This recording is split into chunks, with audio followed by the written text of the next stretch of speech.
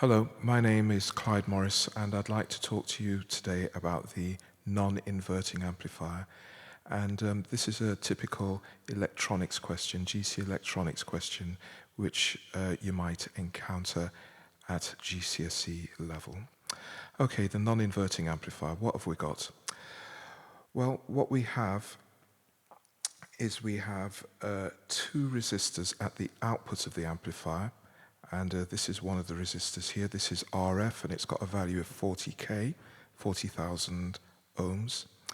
And we also have in series with it another resistor, R1, which is 20,000 ohms. Okay, so two resistors, R1 and RF and R1, both in series.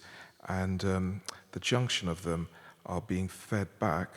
Okay, the junction's fed back to what's called the inverting input. Okay? All right, so that's what we've got at the output of the amplifier, two resistors RF and R1, but we also have at the other side, at the input of the amplifier, we've got a resistor here, Rin, which is much larger in value.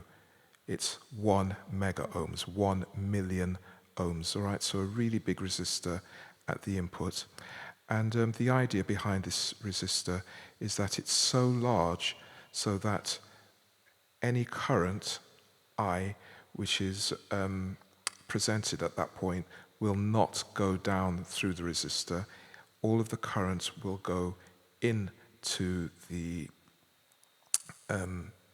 non-inverting input, which is what we want. We don't want any current going through such a massive resistor, any current being lost. So if we have a really big resistor, then the current will be forced to go into the amplifier. Okay, so that's what we've got at the input of the amplifier. The other thing that we've got at the input of the amplifier is we're applying a voltage to the input, and the value of the voltage at the input is plus 4 volts. That's what's being applied to the input of the amplifier, to the non-inverting amplifier. Okay, an input voltage of plus 4 volts. All right, so that's what we've got for the non-inverting amplifier. Okay, what do we want to find? Typically, what we want to find about any amplifier at GCSE level is two things. One of the things that we're typically trying to find is we're trying to find the voltage gain of the amplifier. And the other thing that we're trying to find typically is we're trying to find out what the output voltage is. Okay, so we're trying to find out what the output voltage is for this amplifier for a given input. Okay, if the input is 4 volts, what will the output be? That's what we're trying to determine. Okay, so let's go with the first of these things which we've got to find out, which is the voltage gain. There's a formula for voltage gain, and this is the formula here. Voltage gain, which I've abbreviated to G, is equal to 1 plus RF, that's the feedback resistor, which is 40K, divided by the other resistor, which is R1. Okay, so it's just a case of simply plugging into this formula here. So let's do that now. So G is equal to 1 plus, well, RF is 40K. All right, so we just write that down, 40K, divided by R1, which is 20K. Okay, so what we've got is we've got K's top and bottom of the division, so we can cancel those out. We've also got zeros top and bottom, so those can be cancelled out, and that will leave us with 1 plus 4 over 2.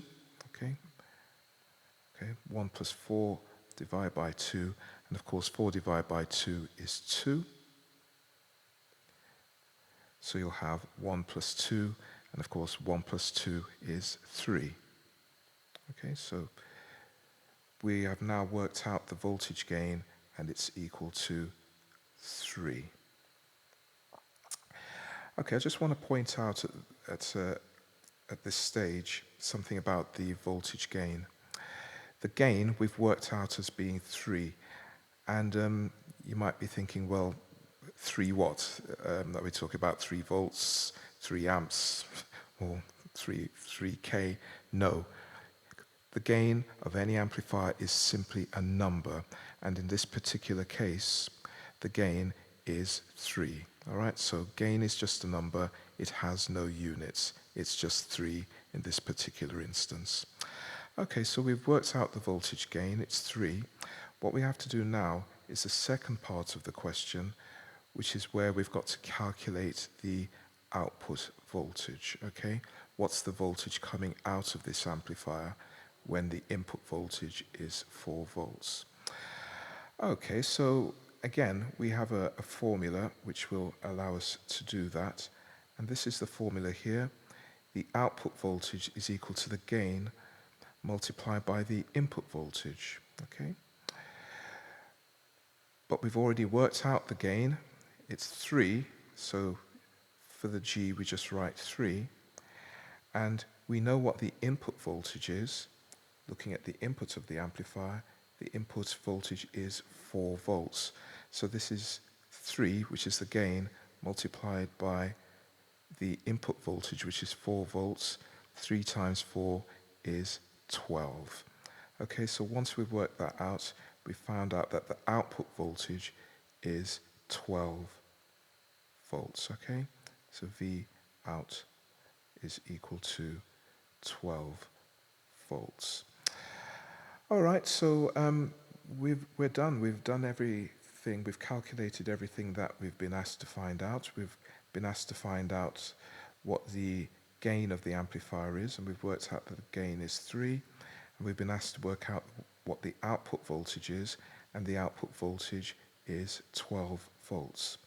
Okay, just before I leave this, if I just write the output voltage here, okay, so V out.